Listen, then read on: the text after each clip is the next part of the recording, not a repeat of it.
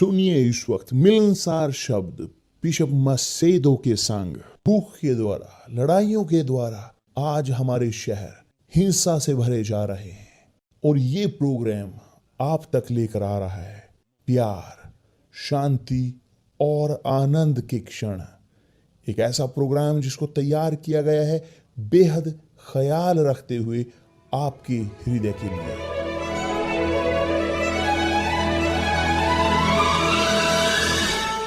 और अब आपके साथ मिलनसार शब्द बिशप मसेदो के।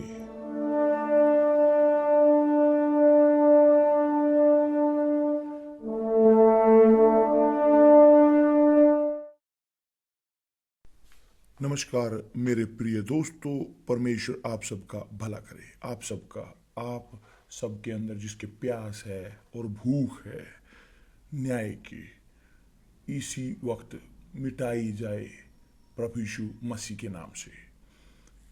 क्षमा चाहता हूँ, मैं यहाँ पर कमेंट को डीएक्टिवेट कर देता हूँ ताकि हमें वो तकलीफ ना दे सके कि जो यहाँ पर मूर्ख हैं परमेश्वर के शब्दों के प्रति। तो मैं यहाँ पर मैं सोच रहा था, मेडिटेट कर रहा था वचन कि जो प्रभु यीशु ने कहा था एक वचन बहुत ही मजबूत, एक वचन जो कि उनके लिए है जो प्रभु यीशु पर विश्वास करते हैं, जो जिनका प्रभु यीशु के साथ उनका पर्सनल अनुभव है, जो जानते हैं उन्हें व्यक्तिगत तौर पर। ये पूरी तरह से उनकी जिंदगी में पूरी होता है, मगर जो नहीं जानते तब इस प्रकार उनके लिए कन्फ्यूजन आती है। मगर प्रभु यीशु है जो जिन्होंने कहा है, उन्होंने कहा है, और मैं यहाँ पर दोहराऊंगा उनके शब्दों को। तो जो चाहते हैं कि समझते हैं, जो समझना चाहते और नहीं समझना चाहते, यहाँ पर लिखा है इस प्रकार। मैं यहाँ पर इस वचन को पढ़ूंगा। इस प्रकार ये कहता है, प्रभु यीशु ने इस प्रकार कहा है, यहाँ ना समझो कि मैं पृथ्वी पर मिलाप कराने आया हूं। मैं मिलाप कराने नहीं आया हूं, मगर तलवार चलाने आया हूं। तलवार है विश्वास एक ढाल। तलवार है एक हथियार है लड़ाई का। मैं मिलाप कराने नहीं आया हूं धरती पर, मगर तलवार चलवाने। मैं तो आया हूं कि मनुष्य को उसके पिता से और बेटी को उसकी मां से और बहू को उसकी सास से अलग कर दूं।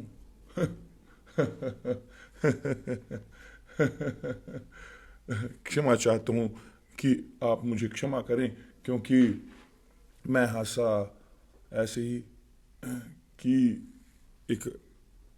इस प्रकार से मैं हंसा क्योंकि प्रभु यीशु शानदार। और जब वो बोलते हैं इस प्रकार, वो वास्तविक है कि वो यहाँ पर एक्सप्लेन कर रहे हैं, दिखा रहे हैं कि जो उनके अनुयायी देखेंगे, सामने झेलेंगे, उनके वास्तविक शिष्य जिस चीज का सामना करेंगे इस संसार में।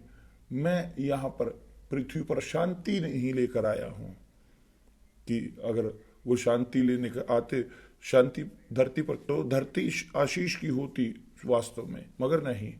मगर मैं यहाँ पर मिलाप कराने, शांति नहीं, मैं यहाँ पर तलवार चलवाने आया हूँ कि एक लड़ाई का हथियार। और मैं आया हूँ मनुष्य को उसके पिता से और उसकी बेटी को उसकी मां से और बहू को उसकी सास से अलग कर दूं। इसी प्रकार मनुष्य के बैरी उसके घर ही के लोग होंगे, उसके घर के ही लोग। और यहाँ पर इसके बाद वो पूरा करते हैं से बोलते हुए, जो माता या पिता को मुझसे अधिक प्रिय जानता है वह मेरे योग्य नहीं, और जो बेटा या बेटी को मुझसे अधिक प्रिय जानता है वह मेरे योग्य नहीं, और जो अपना क्रूस लेकर मेरे पीछे ना चले, वह मेरे योग्य नहीं।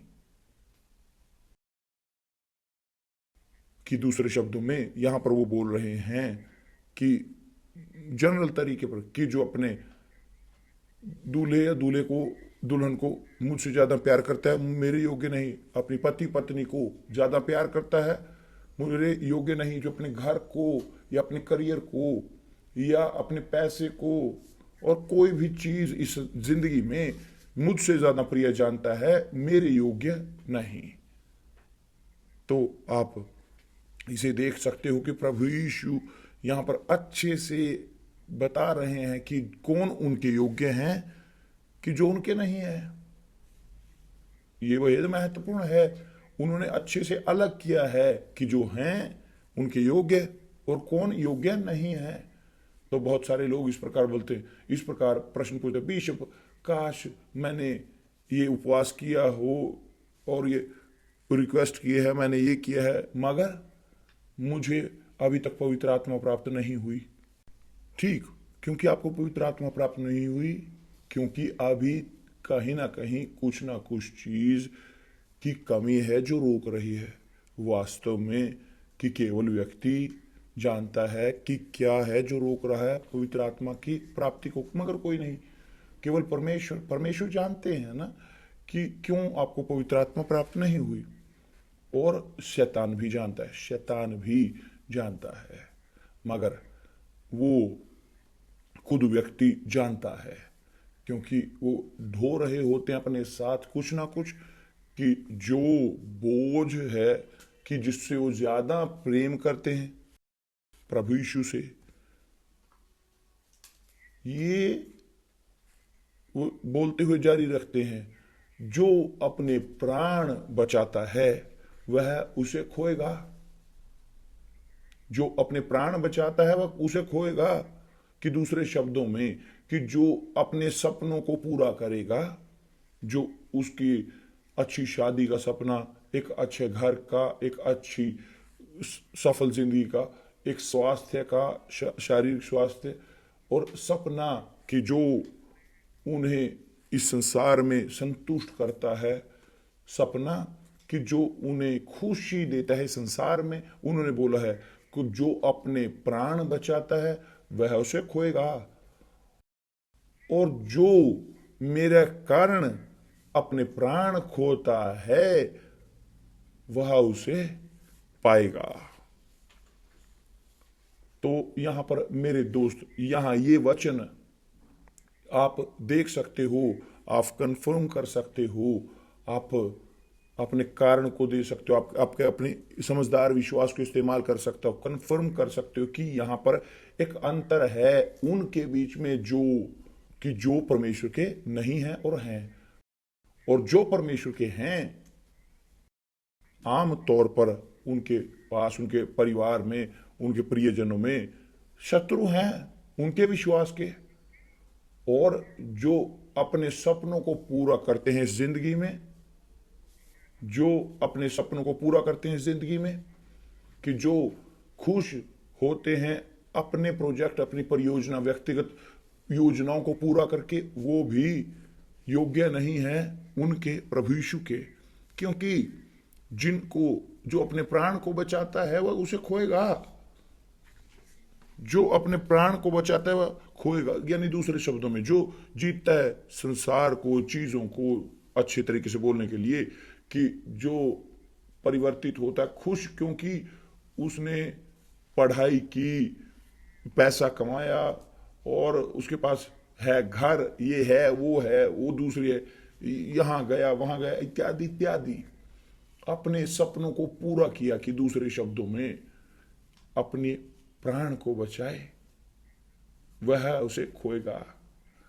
मगर जो मेरे कारण अपना प्राण खोता है, जो अपने सपनों को छोड़ता है, उनके लिए, जो अपने जिंदगी को दूर कर देता है, अपनी जिंदगी को जो वेदी पर समर्पित करता है, सब कुछ वेदी पर जो समर्पित करता है और केवल परमेश्वर की निर्भरता पर रहता है, तो इस प्रकार के वो लोग उसे पाएंगे जिंदगी को।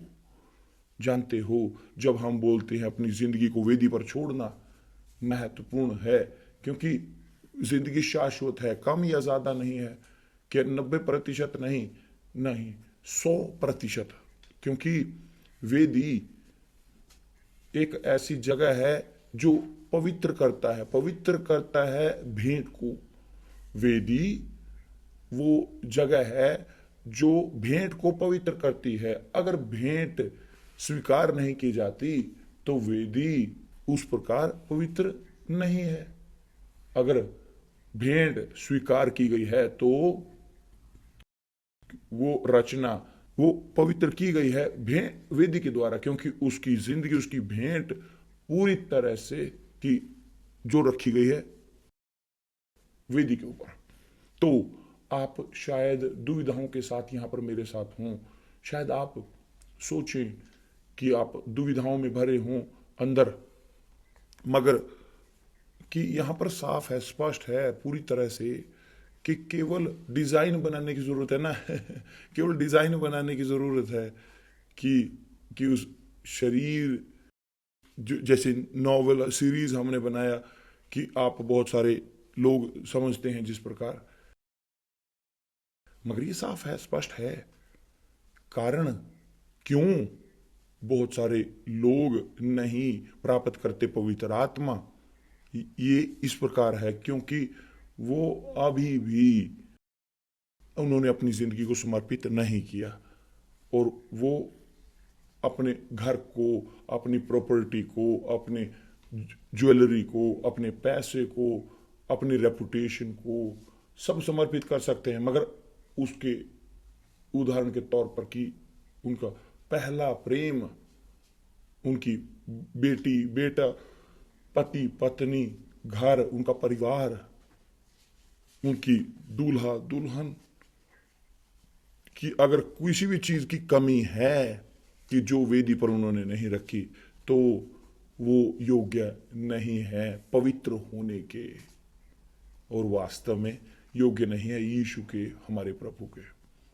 तो मेरे दोस्त याद रखिए कि जब मैं बोलता हूं हमेशा, मैं इस हमेशा बोलता हूं ये सब कुछ के लिए सब कुछ है। आप चाहते हो परमेश्वर का सब कुछ जो है पवित्र आत्मा है एक बेहतरीन तोहफा कि जो परमेश्वर किसी को दे सकते हैं, किसी को भी वो दे सकते हैं, मगर बिना निर्भर करते हुए कि वो आए देने अपनी पवित्र आत्मा को, उसके लिए एक व्यक्ति को भी अपनी जिंदगी को 100% देने की जरूरत है। तो जब एक व्यक्ति 100% अपना समर्पण करता है वो पवित्र आत्मा को प्राप्त करते हैं, और तब उनके पवित्र आत्मा के साथ बपतिस्मा हो सकता है, उसके साथ पानी के बपतिस्मे के साथ, क्योंकि ये बहुत ही महत्वपूर्ण है, क्योंकि जिस प्रकार पवित्र आत्मा का बपतिस्मा है, और ये इसके बारे में हम बहुत जल्दी इसके बारे में हम आपसे बात करेंगे। तो बहुत सारे लोग पवित्र आत्मा से बपतिस्मा ग्रहण करते हैं कि जब वो पानी में जाते हैं, जब पास्टर उन्हें उनके शरीर को दबाते हैं पानी के अंदर बपतिस्मे के द्वारा। और जब एक व्यक्ति चर्च में जाता है और अपनी जिंदगी को वेदी पर रख देता है, वास्तव में अपनी जिंदगी को, अपने भविष्य को, अपने प्रोजेक्ट को, अपने सपनों को, सब कुछ जब वो अपनी जिंदगी को वेदी पर रख देता है तो वो पवित्र आत्मा से ग्रहण करता है, भरता है। और इससे पहले, यहां तक कि पानी के बपतिस्मे से भी पहले, जी हाँ, हो सकता है पहले पानी के बपतिस्मे से पहले आप ग्रहण कर सकते हो पवित्र आत्मा का बपतिस्मा, इससे पहले कि आप पानी में बपतिस्मे से पहले।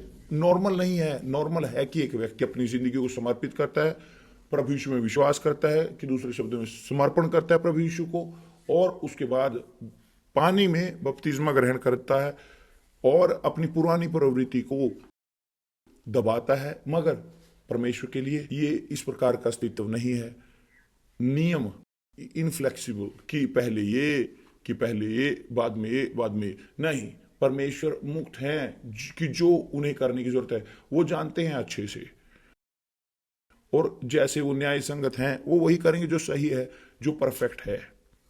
और तो तब वहां पर आता है, यहां पर जो बेहतरीन कि यहां पर कारण है कि क्यों बहुत सारे लोग शोक करते हैं कि क्यों उन्हें पवित्र आत्मा प्राप्त नहीं हुई, और वो कंप्लेन करते रहते हैं, हाँ बिशप ऐसे है कि मैं, जैसे कि मैं उनके लिए कारण हूं ऐसा लगता है कि हम उनके लिए जिम्मेवार हैं, चर्च उनके लिए जिम्मेवार है। नहीं, चर्च का लेना देना किसी का नहीं, पास्टर का, बिशप का, कोई भी हो।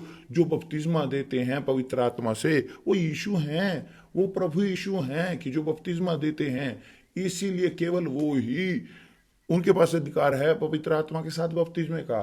क्योंकि जब आप अपनी भेंट को समर्पित करते हो उनके लिए, उनके वेदी के ऊपर, तब वेदी से अग्नि आती है, पवित्र आत्मा आती है या नहीं। और हमारे पास उदाहरण है पूरी तरह से साफ जी, काइन और हाबिल का। उनकी, हाबिल की भेंट वो बेहतर थी, उसने उसने वो लिया कि जो सबसे बेहतरीन था, सबसे अच्छा, और रखा वेदी पर।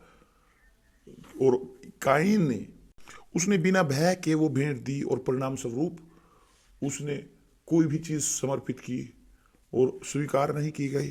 तो मेरे दोस्त, यहाँ पर ये वचन मत्ती अध्याय 10 और वचन 34 से लेकर 39 तक एक देता है एक स्पष्ट, पूरी तरह से प्रोफाइल कि जो योग्य हैं और जो योग्य नहीं हैं पवित्र आत्मा को ग्रहण करने के लिए। ध्यान दीजिए, परमेश्वर जानते हैं कि जो पीछे है, उस भेंट के पीछे जो वेदी के ऊपर आप रखते हो, मैं ये बोल चुका हूं, और लाभ है हम दोबारा देखें। मुझे याद है कि जब मैंने अपनी जिंदगी पूरी तरह से प्रभु यीशु के लिए समर्पित की, सब कुछ मेरी जिंदगी यीशु के लिए, उन क्षणों में मेरा अनुभव उनके साथ हुआ। उन्होंने मुझे प्रकाशन दिया कि 57 साल पहले मैं 19 साल का था, तो क्या हुआ उन क्षणों में।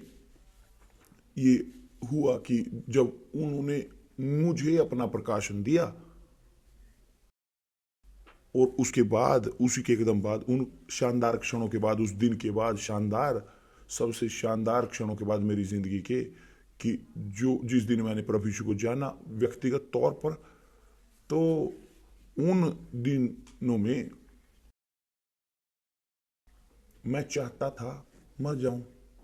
और आप बोलो कि कोई सेंस नहीं बनती कि आपने यीशु को जाना उसके बाद मरना चाहते थे। जी हाँ, बिल्कुल यही। मैं जीना नहीं चाहता था। जानते हो क्यों? क्योंकि मेरे अंदर एक डर था, एक भय खोने का, कि उस उत्तराधिकार को मैं जानता था संसार बुरा है, और मैं जी रहा था संसार में। तो मैं नहीं जीना चाहता था खोने के रिस्क को लेकर, जो मुझे प्राप्त हुआ था प्रकाशन प्रभु यीशु मसीह का, मेरे उद्धारकर्ता के रूप में, मेरे एकमात्र उद्धारकर्ता के रूप में। देखिए किस प्रकार थी चीज। मगर परमेश्वर नहीं चाहते थे कि मैं मरूं। उन्होंने मुझे बचाया मरने के लिए नहीं कि मैं उनके पास जाऊं, नहीं, उन्होंने मुझे बचाया ताकि मैं कर सकूं, दूसरों को बता सकूं कि जो उन्होंने मुझे दिया है, जो मुझे दिया गया है, जो मुझे बताया गया है। तो इन समय के दौरान, इन सालों के दौरान, चाहे इम्परफेक्ट मैं कितना भी हूं, गलतियां करते हुए, गिरते हुए, गलतियों में, लालचों में, पापों में, उन दिनों में, कि जिन दिन मैं बहुत जानता था परमेश्वर के शब्दों के बारे में, ऐसे होते हुए भी मुझे दोबारा पैदा किया गया। प्रेरित पौलुस के साथ भी इसी प्रकार हुआ था। पौलुस मसीही लोगों को कुचलता था, मगर जब उसे प्रभु यीशु का अनुभव हुआ तो उसने छोड़ा मसीही लोगों को कुचलना, उन्हें मारना छोड़ा, ताकि वो अपनी एक गवाही हो सके दूसरे लोगों के लिए। तो तथ्य ये है कि उन क्षणों में मैं जीना नहीं चाहता था, क्योंकि इतनी महिमा मेरी जिंदगी में वो दिखाई पड़ी थी, मगर मैंने अपना सब कुछ समर्पित किया था। मेरी जिंदगी यहाँ थी, मैं अपनी जिंदगी, अपना भविष्य सब कुछ समर्पित करता हूँ।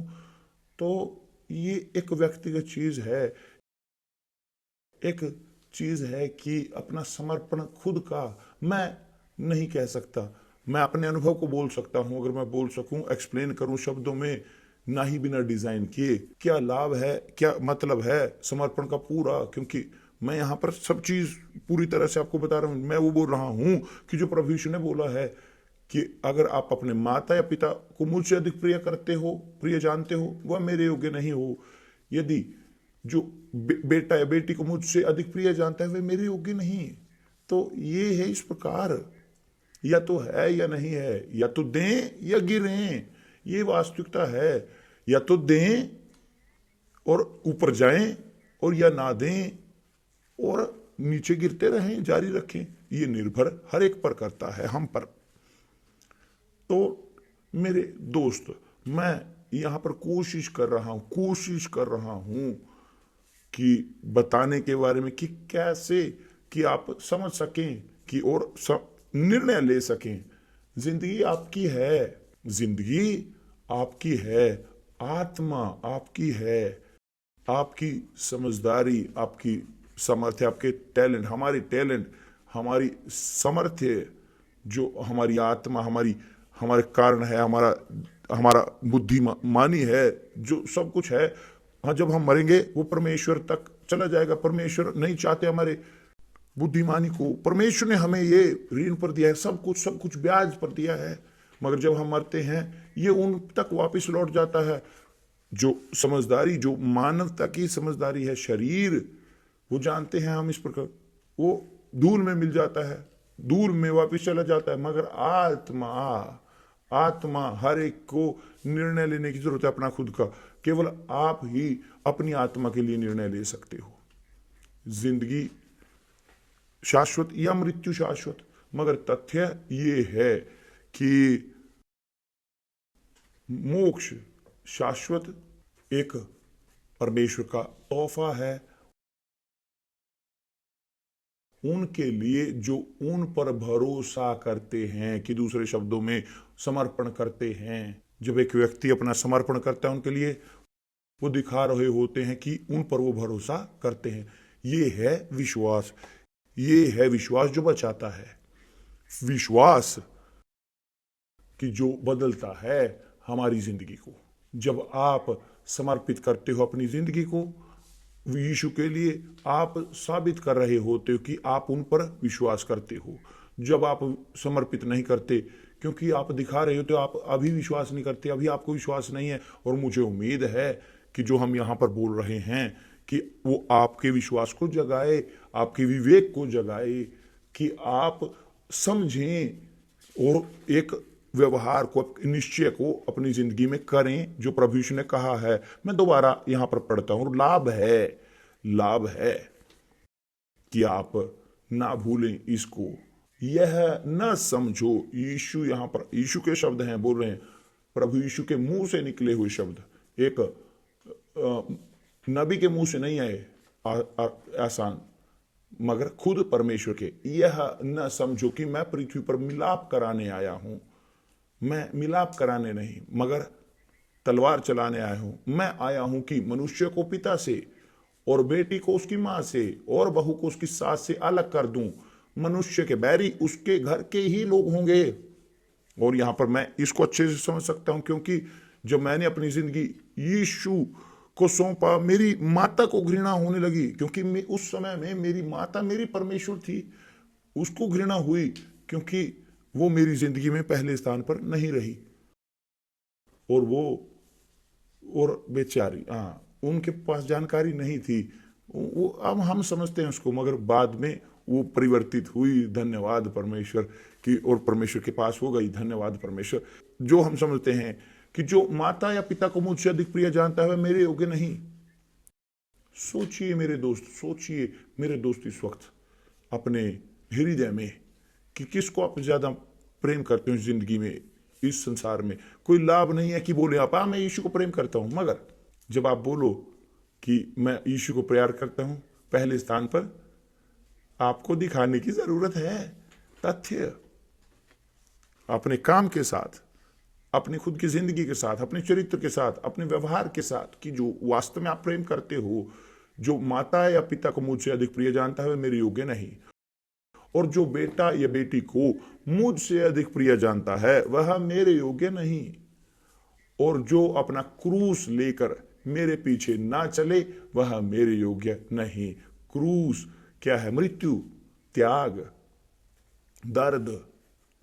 तो जो हम क्रूस को उठाते हैं, जब हम ग्रहण करते हैं यीशु में विश्वास को, और हमें पूरे संसार का सामना करना पड़ता है जो यीशु को नफरत करते हैं, तो हम सामना करते हैं उनका कि जो घृणा करते हैं क्रूस से, जो त्याग से घृणा करते हैं, कि जो घृणा करते हैं वास्तविक तौर पर प्रभु यीशु से।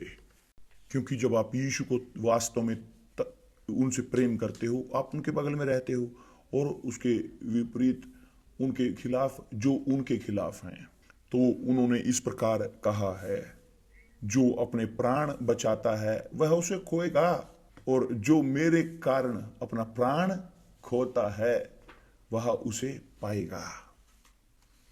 ये मैं यहां पर जोर दे रहा हूं इन वचनों पर बाइबल के, कि जो बोलते हैं मोक्ष के बारे में, क्योंकि जब तक हम जी रहे हैं हम बोलते रहेंगे कि प्रभु यीशु जो मेरी जिंदगी में उन्होंने किया, जो आपकी सब दूसरों की जिंदगी में भी करें जो विश्वास करते हैं। प्रेरित पौलुस इस क्षण तक पहुंचे और कहा इस प्रकार कि जिनके पास प्रभु यीशु मसीह की आत्मा नहीं है वो उनके नहीं है, क्योंकि पवित्र आत्मा एक सील है, एक गारंटी है हमारे ऊपर कि हम उनके पुत्र हैं।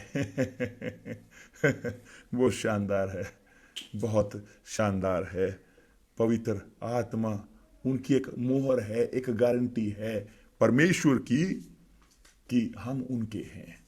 तो आप चाहते हैं अनुसरण करना, सेवा करना, जो चाहते हैं अपने मोक्ष को, आपको पवित्र आत्मा ग्रहण करने की जरूरत है। अपने अंदर एक वो मोहर परमेश्वर की कि जो है परमेश्वर की पवित्र आत्मा गारंटी है हमारे अंदर।